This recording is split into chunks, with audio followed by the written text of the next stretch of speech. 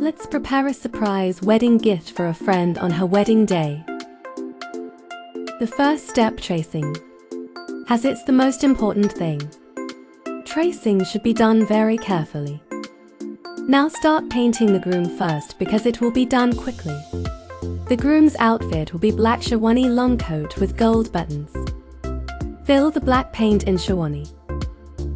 And the little details like draw the short cut lines, as I drew to give it a realistic look. The groom's painting is almost done. Now start painting the bride's shawl.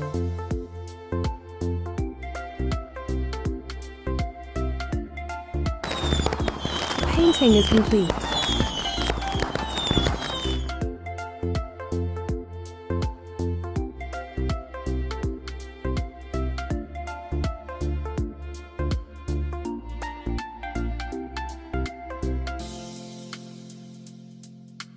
Now let's fill in the names of the couple. And it's done, have a look.